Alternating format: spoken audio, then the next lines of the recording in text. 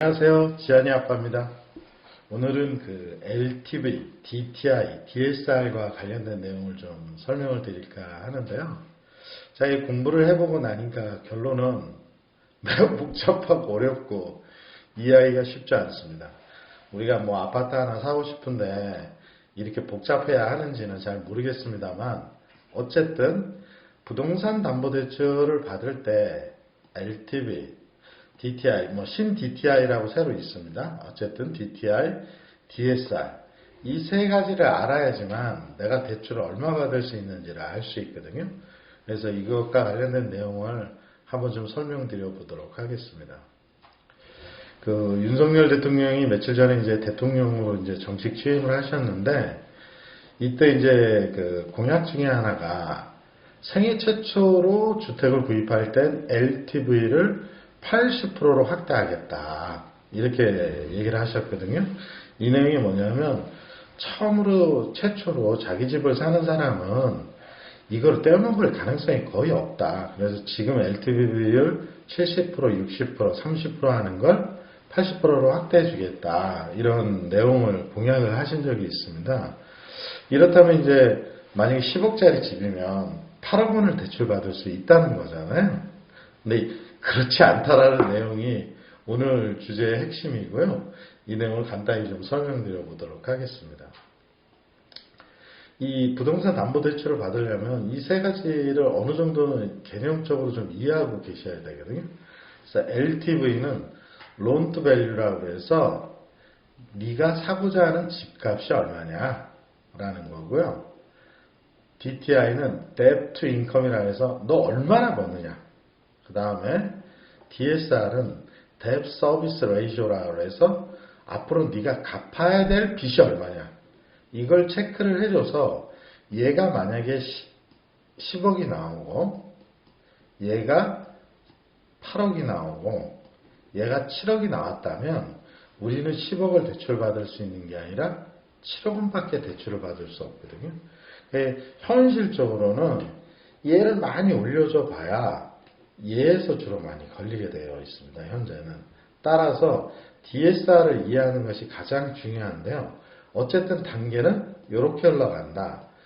살려고 하는 집이 얼마냐? 너 총 얼마 버냐? 그 중에 대출로 갚는 게 얼마냐? 요 세 가지를 따져서 부동산 담보대출을 금융기관이 한다. 이렇게 이해하시면 될 것 같고요. 요걸 이해하기 전에 하나 더 알아야 되는데요. 굉장히 복잡한데 투기지역, 투기과열지역, 조정대상지역이라고 있습니다. 이 세 가지를 또 이해하셔야 되는데요. 왜 이해를 해야 되냐면 예별로 적용되는 비율이 다릅니다. 즉 어떤 데는 50%, 어떤 데는 60%, 어떤 데는 70% 이렇게 적용을 하거든요.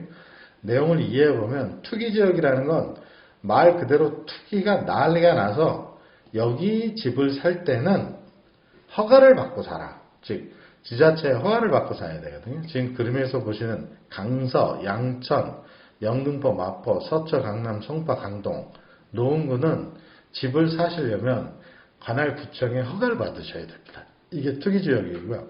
결국 투기지역으로 묶인다는 건 어떤 의미를 갖게 되냐면 실수요자만 살아. 즉 내가 만약에 이쪽에 살고 있는데 양천구로 이사를 가려고 해요. 예를 들면 양천구 목동이라고 합시다. 제일 잘 아시는 곳이 이쪽이니까 목동으로 이사를 가려면 현재 1가구 1주택이라 해도 집을 팔고 거기에 집을 사서 실제 입주한다.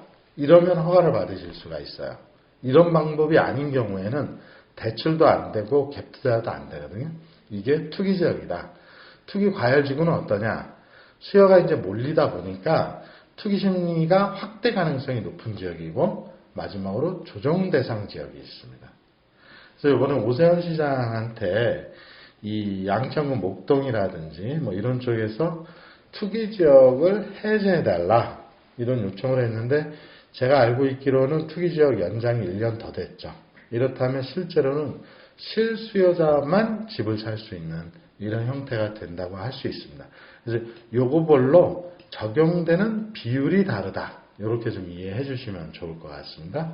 이걸 전제로 깔고 다음 넘어가 보면 LTV, DTI, DSR 여기서 율이라고 유리라고 되어 있고 화살표가 위로 올라가 있죠. 이 내용은 뭐냐? 결론적으로 말하면 대출을 받을 수 있는 금액이 얘가 올라가고 얘가 올라가면 더 많이 받을 수 있다라는 개념입니다. 두 번째, 원리금이라고 하는 것은 원금과 이자를 합한 금액이다라는 거죠. 그래서 하나씩 살펴볼게요. LTV는 론투밸류라고 해서 네가 사고자 하는 집값이 얼마냐라는 건데요. 거기에 퍼센티지가 붙으면 LTV가 70%다 그러면 10억짜리 집은 7억까지 대출이 가능합니다. 70%니까. 근데 이 10억짜리라는 기준도 여러 개가 있는데요. 아파트의 경우에는 KB국민은행 시세를 기준으로 하는 경우가 많습니다. 실제 호가가 아니라는 거죠. 어쨌든 공약은 얘가 70%인데 얘를 80%로 올려주겠다라는 게 윤석열 대통령의 공약이었습니다. 이렇게 되면 10억짜리 집 같은 경우는 80%로 올라가니까 8억까지 대출이 가능하겠죠. 일반인들은 여기까지밖에 생각할 수 없는데 실제로 8억을 대출 받을 수 있기도 하고 없기도 합니다. 대부분은 8억까지 대출을 받을 수가 없거든요. 그러면 뭘 이해해야 하냐? DTI와 DSR을 이해하셔야 됩니다. DTI는 뭐냐면 총부채 상환 비율이라 해서 내가 대출을 받을 때 매년 받는 소득이 있죠. 연소득에서 대출 원리금을 상환할 때 1년 동안 얼마나 갚느냐의 비율입니다. 즉 DTI가 50%라고 하면 연소득이 1억 원이면 1년간 원금과 이자를 상환하는 상환액이 5천만 원을 초과하면 안 됩니다. 이번에 부동산 대출을 제가 10억을 받고 싶어요. 예를 들면 그럼 10억을 받으면 원금과 이자를 갚아야 되는 게 2천만 원이다 1년에 라고 가정합시다. 그럴 경우에 내가 연봉이 1억이라면 얼마냐면 20%가 되는 거죠. 그래서 이 DTI 비율은 올라갈수록 좋은 것이다 라는 것이고요. 대출을 많이 받을 수 있다는 것이죠. 실제로 대출을 받을 때 많이 걸리는 게 이 DSR입니다. 총부채 상환 비율인데요. 이건 뭐냐면 대출 해주는 건 오케이, 해주는 건 오케이인데 당신의 이름으로 금융기관에서 주택담보든 신용대출이든 자동차 할부금 대출이든 마이너스 통장이든 모든 대출을 다 포함해서 원금과 이자를 상환하는 비율을 계산한다. 즉 대출이 아무것도 없는 사람은 이 DTI와 DSR이 똑같겠죠. 근데 일반적으로 이 DSR의 분자가 훨씬 더 많아질 거거든요. 다른 대출이 있으니까. 그래서 실제로 대출을 원하는데 원하는 금액만큼 못 받는 경우는 바로 이 DSR 때문입니다. 하나씩 살펴보도록 하겠습니다. 그래서 결론적으로는 DSR을 풀지 않으면 어떤 결과가 나오냐면 고소득자에게만 전적으로 유리한 상황이 만들어지게 됩니다. LTV는 풀고 DSR을 유지한다면 저소득자에게는 대출을 받을 수가 없습니다. 즉 구체적으로 생애 최초 구입을 60에서 70%로 설정한 LTV를 80% 조정하겠다. 즉 대출을 더 많이 해주겠다는 거죠. 이렇게 되면 대출을 많이 받을 수 있을 줄 알았는데 DSR은 일단 현행 유지로 가닥을 잡았다. DSR은 주택담보대출에 국한하지 않고 한 사람이 보유한 모든 대출금의 원리금과 이자를 연소득 대비 일정 비율로 제한하는 제도이다. 현재 2억 원 이상 빌린 대출자는 DSR이 40%가 적용 중입니다. 그러니까 이렇게 되면 어떻게 되냐면 제가 대출이 3개가 있어요. 1번 대출, 2번 대출, 3번 대출 이렇게 3개가 있다면 분의 연소득이거든요. 이렇게 되면 DTI는 요 1번 번권 대출만을 계산을 한다면 DSR은 2번, 3번 대출을 다 계산을 하기 때문에 실제로 DSR 비율에 영향을 주게 됩니다. 따라서 대출을 많이 받으신 분의 경우에는 LTV 비율은 충족하더라도 대출을 한 푼도 못 받을 가능성이 있는 것이죠. 그렇다면 어떻게 되느냐? 고액소득자, 얘가 커지니까요. 분모가 고액소득자에게만 유리한 상황이 발생한다 라는 게 저희 내용이고요. 일단 LTV 비율을 한번 보겠습니다. 이 표는 100% 지금 현재를 반영한 표는 아닙니다.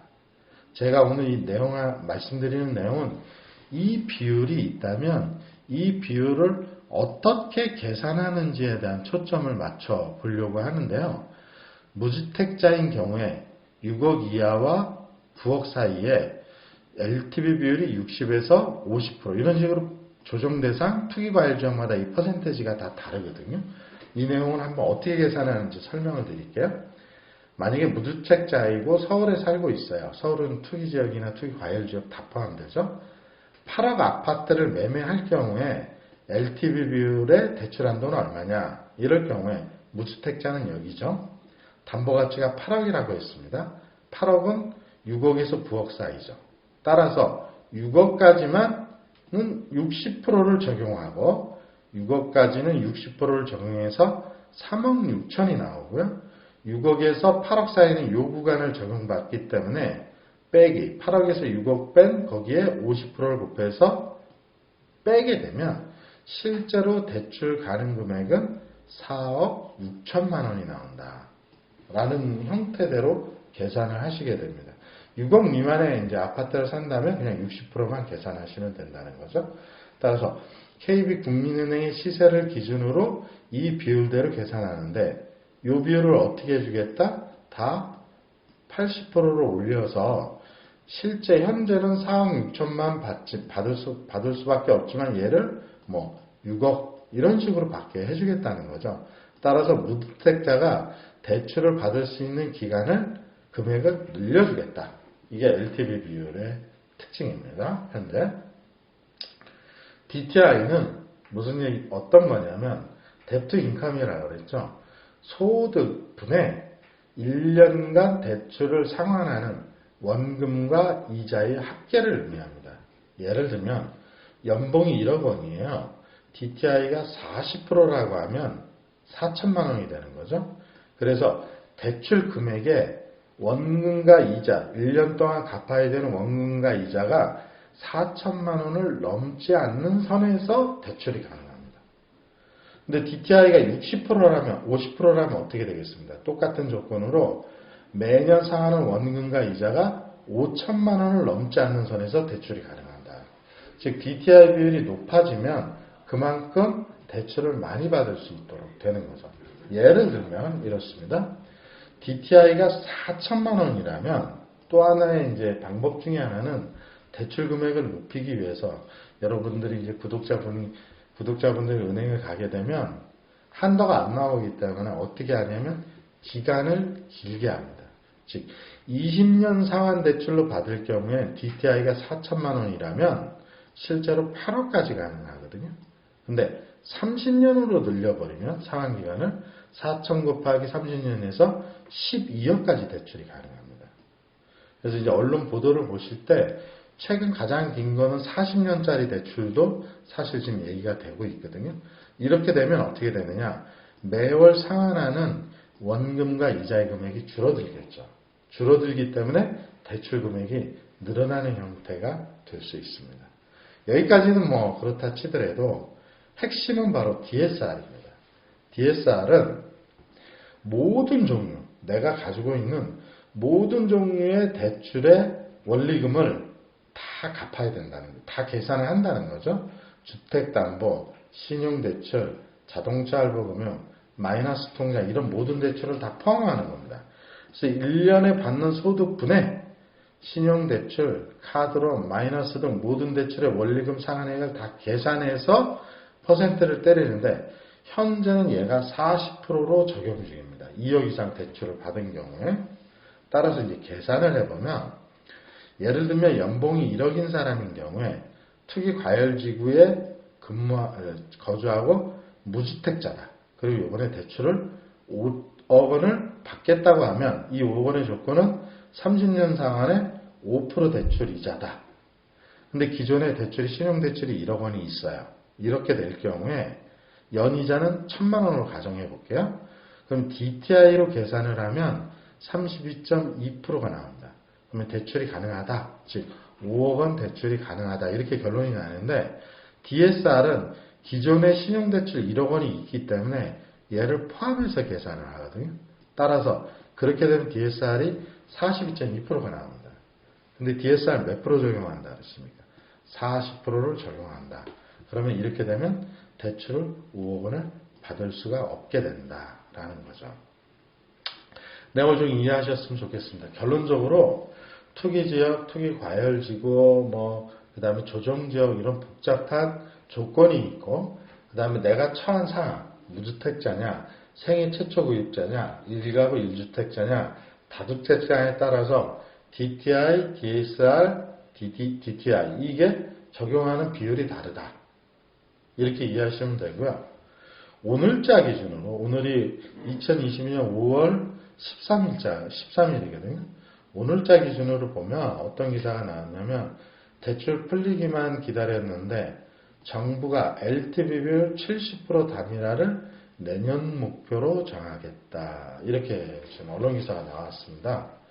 국정과제 이행계획 문건에 따르면 LTV를 지역과 무관하게 70%로 단일화하는 것은 2023년도에 실천 과제로 만들고 청년층과 생애 최초 주택 구입자에 대한 LTV 완화를 연내 추진하기로 했다. 근데 연내 추진하기로 했다만 나오고 지금 공약은 80%까지 풀겠다고 했거든요. 몇 프로까지 풀겠다라는 내용이 나오질 않고 있는 것 같습니다. 제가 생각하는 결론은 이것도 마찬가지로 문재인 정부와 똑같이 갈팡질팡하지 않을까 싶습니다. 왜냐하면 LTV 비율을 풀어주면 저소득자의 경우에는 대출을 받기는 어렵지만 고소득자, 그러니까 연봉을 좀 많이 버는, 맞벌이 부부인데 돈을 많이 버시는 분, 이런 분들에게는 효과가 있거든요. 그런 분들에게는 이 LTV 비율이 올라가는 게 대출을 받기 위해서 매우 유리하기 때문에 또 이제 주택 가격의 상승의 효과가 올 거라는 그런 생각을 정부가 또 이번에 하는 것 같거든요. 결론적으로는 이게 또 LTV를 푸는 게 쉽지 않을 것 같다. 이런 생각을 좀 가져봅니다. 좀 정리를 하면 DSR까지 풀지 않으면 현실적으로 LTV 비율을 올린다는 것이 큰 의미가 없다. 누구한테? 일반 소득자한테. 고소득자한테는 의미가 있다. 근데 지금까지 보셨듯이 이 상당히 복잡하거든요. 복잡하기 때문에 대출을 받으시려면 그냥 가서 은행에 가서 물어보시면 나 연봉 얼마 벌고 다른 대출 뭐뭐 있는데 내가 얼마까지 가능해요? 이렇게 물어보는 게 속편하실 것 같고요. 팁으로 좀 하나 드리자면 요즘 대출 상담사라는 사람들이 많이 있습니다. 그런 분들에게 물어보면 각 은행별로 조건들을 이렇게 다 계산해서 알려주시거든요. 그럼 대출 상담사는 어디서 구하냐? 부동산과 다 연계가 되어 있습니다. 그래서 대출 상담사한테 여쭤보시는 것도 괜찮을 것 같다. 팁을 좀 드립니다. 그래서 LTV 비율을 상향하는 것에 혜택을 받으려면요. 기존의 대출이 하나도 없어야 됩니다. 그래야 DSR까지 통과가 될 수 있거든요. LTV 비율 상승의 효과는 고소득자에게만 집중될 가능성이 높고요. 무주택 서민에게 혜택이 되는 경우는 제가 보기엔 별로 없을 것 같아요. 우리가 잘못된 상식 중에 하나는 LTV 80%가 된다고 하더라도 10억짜리 아파트를 구입할 때 8억 원을 대출받을 수 있다? 아니다라는 겁니다. 8억까지는 일단 한도는 되지만 DTI와 DSR을 통과해야지만 실제로 최종 대출 금액이 결정된다라는 거고요. 여기 보여드린 것처럼 이렇게 굉장히 복잡하잖아요. 이 복잡하니까 이런 걸 다 기억할 필요는 없고요. 그냥 구독자 여러분은 간단하게 생각해서 은행이나 저축은행이나 제2금융권에 가서 물어보시는 게 제일 빠르다. 결론은 이렇게 내드리고 싶습니다. 자, 오늘은 최근 이제 윤석열 대통령이 새로 취임하고 부동산 대출과 관련해서 관심들이 많으신데 그 중에 중요한 내용 LTV, DTI, DSR 이 세 가지에 대해서 좀 한번 알아봤습니다. 자, 오늘 여기까지 하겠습니다. 감사합니다.